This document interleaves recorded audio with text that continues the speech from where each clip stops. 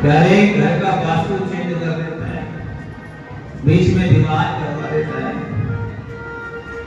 क्या करवा देता है?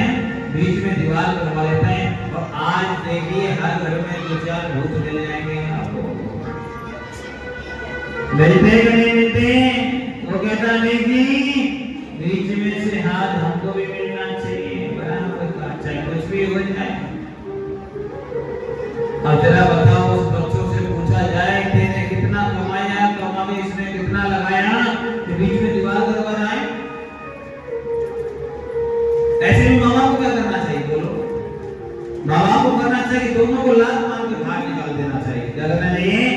जाइए और पहले बनाइए और बना के फिर दीवार बनाइए।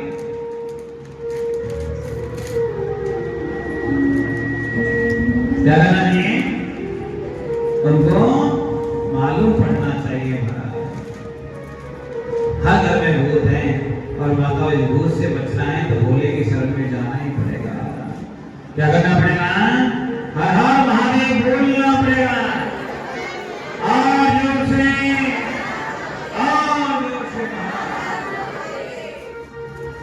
आपको भोलेनाथ की शरण में जाना पड़ेगा। तो एक बार कोई भोले की शरण में चला गया तो फिर महाराज भूत नहीं, कोई प्रेत नहीं, ना कोई डाकनी सागनी नहीं भाई। जब भोलेनाथ सबको संभाल लेता है। इस संसार में भूत बहुत है मेरी बात, और भूत का काम है कि आपका नुकसान करना। अच्छा भूत नुकसान करता है फायदा बोलो ना। अच्छा भूत को क्या करना चाहिए? अच्छा भूत को क्या करना चाहिए? पालना चाहिए कि भगाना चाहिए? क्या करना चाहिए? आपके गांव में कितने भूत हैं जरा हाथ उठा के बताओ। नहीं है? भूत है ही नहीं। एक बात तो होगा कोई बिना गर्दन का होगा, बिना पैर का होगा? नहीं। बड़ा भला गांव है जिसमें भूत ही नहीं मिला। आप ढूंढना जब शाम को जाओगे तो 4 भूत मिल जाएंगे। क्या मिलेंगे? जो नुकसान करेंगे भूत होता है। ऐसे भूतों को क्या करना चाहिए? खड्डा खोद करके 10 फीट नीचे गाड़ देना चाहिए। क्या कर देना चाहिए? और पहली बात तो भूतों को घर में घुसने ना देना चाहिए, क्योंकि जब भूत घुसता है तो नुकसान बहुत करता है। हमारे यहाँ सबसे बड़ी घटना है कि हम लोग क्या करते हैं? हाजी सबको निमंत्रण दे देते हैं। क्या कर देते हैं? सबको निमंत्रण देते हैं। इसलिए भूतों से बचना है तो एक काम करना पड़ेगा। क्या कि भगवान भोलेनाथ से कहना पड़ेगा बाबा अपनी कला तुम समेटो, आप भूत नहीं, आप खुद हमारे घर में आ जाओ और आकर के हमारे जीवन में खुशियां दे दीजिए। क्या दे दीजिए? हमारे जीवन में आप खुशियां प्रदान करेंगे। क्या? क्योंकि यदि आप हमारे जीवन में खुशियां प्रदान करेंगे तो पहले हमारा सारा संसार अच्छा रहेगा। हर हर महादेव बोलना पड़ेगा। आप जोर से, आप जोर से। मैया बहना के यहाँ बारात पहुंची। मैया ने देखा भोलेनाथ को। मैया के मन में भाव आया मेरी इतनी फूल जैसी बेटी इसके लिए दूल्हा। इतना भयानक रूप दूल्हे का महाराज, कैसा रूप है कि बाबा के गले में बड़े बड़े नाग लटक रहे हैं। हलाहल किसके जैसे प्यारे। बाबा के गले में प्यारी जो कातर है ना, कातर जानते हो? ए भैया कातर बहुत सारे इसके वो होते हैं पैर, कंठ खजुरा बोलते हैं। हाँ कातर लटक रही है, कंठ खजुरे। कानों में कुंडल कोई सोने का पहनता है। क्या पहनता है? सोने का पहनता है। बाबा ने तो बड़ा बिच्छू लटका रखे हैं, बड़े सुंदर सुंदर चमकीले चमकीले बिच्छू। क्या? चमकीले चमकीले बिच्छू लटका रखे हैं। और प्यारे चमकीले चमकीले बिच्छुओं को देख देख करके माता जी देख रही है भगवान ये कैसा। हमने हमने तो सुना था कि दामाद ऐसा है, दामाद वैसा है, दामाद वो है। ये संत महात्मा सब लोग झूठ बोलते हैं। देखो कैसा बैरागी, कैसा जिसको मारा रहने का ढंग नहीं, पहनने का ढंग नहीं, चलने का ढंग नहीं। कोई दूल्हा मारा घोड़ी पे बैठ के आता है, ये तो बैल पे बैठ के आता है। भाई इतना चल सकता है शादी की खुशी में इंसान भूल जाए, घोड़े की जगह घोड़े पे बैठ जाए। होता है कि नहीं होता? कई बार घोड़े नहीं मिलती तो घोड़े पे बैठना पड़ता है। आप यहाँ पे घोड़े पे बैठ के आया दूल्हा? नहीं है। तो घोड़ी पे क्यों बैठते हैं? हमने गुजरात में देखा कि वहां घोड़ी नहीं मिली दूल्हे को। क्या देखा? घोड़ी नहीं मिली दूल्हे को। तो दूल्हे ने देखा कि घोड़ी नहीं है तो क्या होगा? ब्याह तो करना ही है, क्या घोड़ा मिल जाएगा? और बापू ने घोड़ा लगे दे दिया, घोड़े को मारा, झूल उड़ा दिया, मालूम नहीं पड़ा रात्रि का शादी था, हमारा हो गया। उसमें फेरा पड़ा, उसका सावा था बड़ा महंगा सावा। घोड़ी वाले ने 51,000 रुपए मांगे, घोड़ा वाला 5100 में तैयार हो गया। अब घोड़े को कौन ले जाए बेचारे को? उसने कहा भैया कुछ मिले हुई थी। ये कैसा दूल्हा है? पैर पे चढ़ के आया है। मेरी बेटी को ये कैसे रखेगा? मेरी फूल जैसी बेटी, कांटों में मानो ब्याही मैंने मेरी बेटी को कैसे? और भैया कोई भी माँ बाप जो होता है ना भाई, अपनी बेटा बेटी को दुखी नहीं देखना चाहता। आप देखना चाहते हो क्या? माँ पीछे वाली बोलो,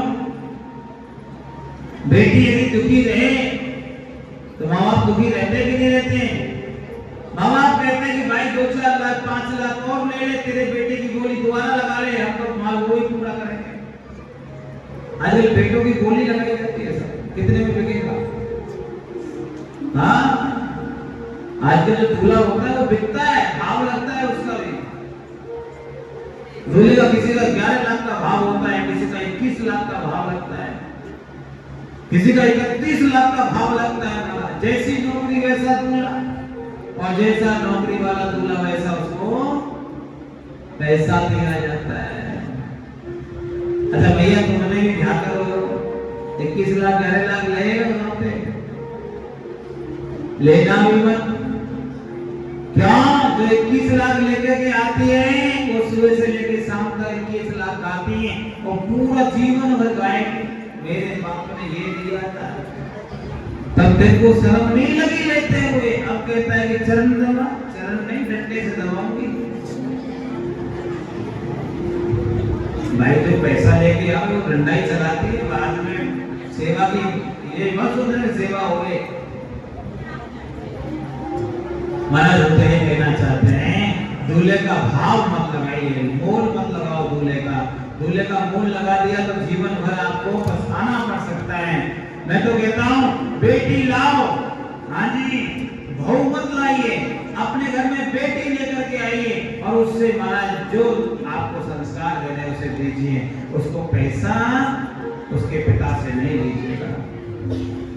बिना पैसे से संस्कार लेकर के जब कोई बहू आती है तो महाराज वो सेवा भी करते हैं और हमारे नाम को भी आगे बढ़ाते हैं। कई भारत मैंने देखा है, गरीब लोग बेचारे बेटी वाले होते हैं और दूल्हा लोग क्या करते हैं, वो बेटा वाले का मुंह फटता ही रहता है, फटता ही रहता है, फटता। ऐसा लगता है कि घुमा के एक रख के गया था क्या। अब जरा बताइए जब पैसा मांगे क्या महाराज वो बेटी को खुश रखेगा? तो बहू बना के रखेगा? इसकी नीयत ही पैसे में डूबी है।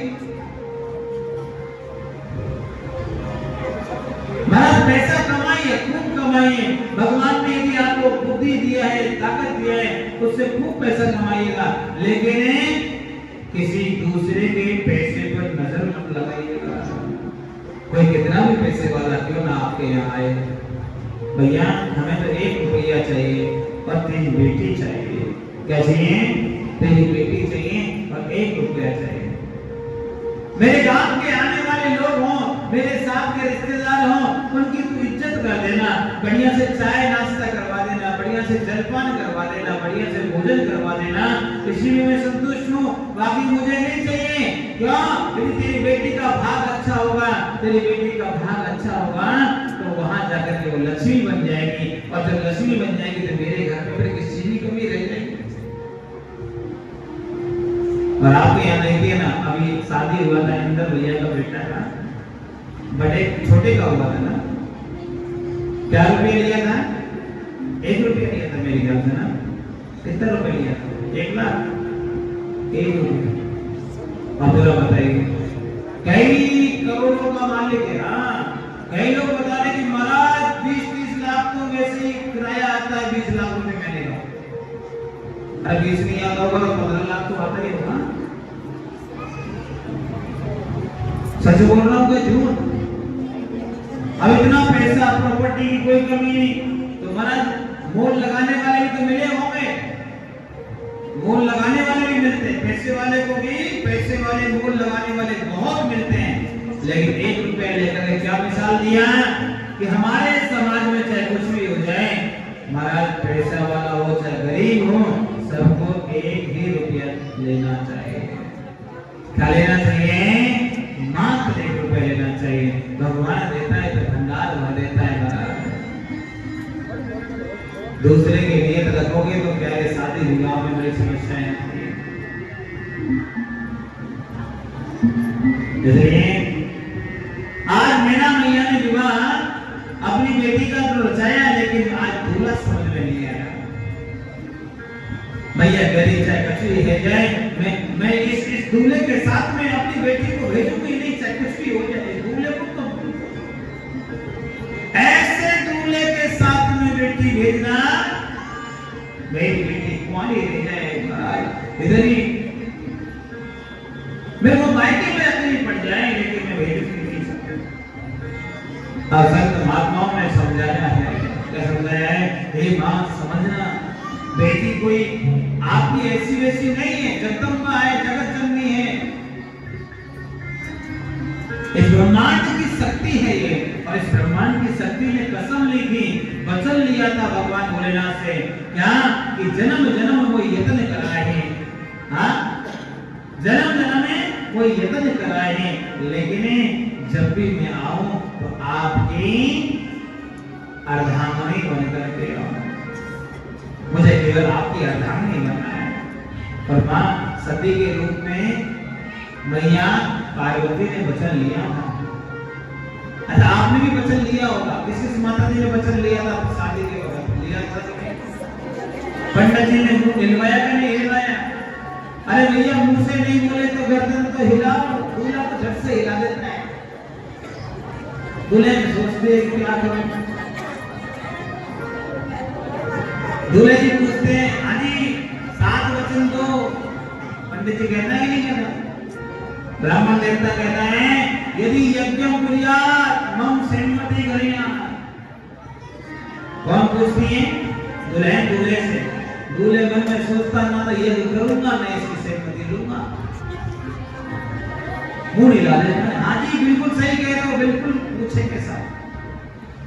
अब दूल्हा ये करता है कि आज का दूल्हा तो ताश खेलता है, सुबह से लेकर शाम तक महाराज नंबर पे नंबर,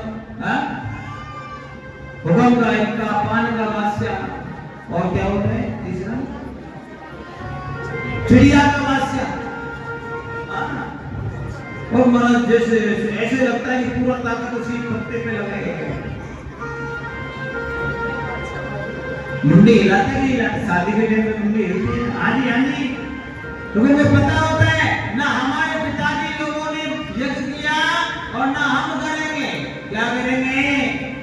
हाँ जी, महाराज घर में सुबह से लेके शाम तक 1 नंबर 2 नंबर में कैसे बदलना है, 2 नंबर का 3 नंबर कैसे आना है, ये करना है। और पंडित जी पूछता है, भैया यज्ञ कुर्यात् मम सहमति करियात्। दुल्हन पूछ रही है, झट से मुंडे हिला देता है, यदि दानम कुर्यात् मम सहमति करियात्। दान करेगा तो मेरी सहमति लेनी पड़ेगी। वो कहता है, दान करूंगा नहीं, सहमति लूंगा नहीं। तो महाराज झट से हाँ बोलो। दान करने के लिए सोचना पड़ता है। कई माताएं कह रही, महाराज बेटे से पूछेंगी, मतलब सोच रहे हो बेटा बड़ा है, माता जी छोटी है, इसका मतलब बेटे ने माता जी को पैदा किया। जिस माँ बाप को दान करने के लिए बेटे से पूछना पड़े तो सोच लेना कि हमारी अब कुछ जीवन में रहा नहीं है। क्या मेरे भाई में माँ बाप क्या होना चाहिए? माँ बाप सोच ले बेटा बेटी तो मरा अपने आप पीछा करेगा। कोई भी काम को माँ बाप सोचे तो बेटा बेटी उसमें उसकी इतनी ताकत नहीं होनी चाहिए कि मना तो मना कर दे। क्योंकि बेटा बेटी यदि अच्छा होता है ना तो कभी मना नहीं करता। और जिस माँ बाप को अपने संस्कार पे भरोसा होता है ना उसे अपने बेटे में भी भरोसा होता है। और जब बेटे पे भरोसा होता है तो महाराज कभी ये नहीं सोचा जाता कि मुझे ये करना है कि नहीं करना। अच्छा बुरा काम करते हैं तो कोई पूछता नहीं क्या? कमरे में बंद करके आराम से दरवाजा लगा के कोई भी उल्टा सीधा काम करो। किसी से हमारा झूठ बोलना, किसी का कोई अत्याचार करना, किसी के जमीन पे फिर माँ बाप से पूछते हैं कोई नहीं पूछता। हमारा अच्छा काम करने के लिए पूछा जाता है। और भैया जो अच्छा काम करने के लिए पूछें ऐसा यदि आपको बनना पड़े तो ये लाचारी हो जाती है। क्या होती है? एक लाचारी हो जाती है कि हमारा अहमियत धर्म करने की भी नहीं रही। जरा सोचिए अभी हमारे हाथ पैर चल रहे हैं तो हमें पूछना पड़ता है। जिस दिन हाथ पैर चलना बंद हो जाएगा उस दिन क्या होगा? बोलो ना। अभी तो काम करते हैं तो महाराज सब कुछ चल रहा है। जिस दिन हाथ पैर काम करना बंद कर देंगे। मेरे माँ बाप भैया मैं आपका ही बालक समझ करके बोल रहा हूँ। बालक ऐसा पैदा करो कि आपका नाम कर दे। लोग कहें कि उसकी माँ देखो वो जा रही है वृंदावन के, उसकी माँ तीरथ कर रही है। हाँ भगवान के लिए कभी पीछे मत रहिए। मैंने कई माओं को कल देखा था तो कहती गुरुजी आज मेरी तनख्वाह मिली है। हाँ क्या कहती? मेरी तनख्वाह मिली है। तो पहली बार मिली है। वो बुढ़ापे की तनख्वाह नहीं मिलती, 2-3 हजार रुपए मिल रहे हैं। पहली बार मिली है उसमें से मैं 1100 रुपए दे रही हूँ। आप जरा सोचिए कितना बड़ा हृदय है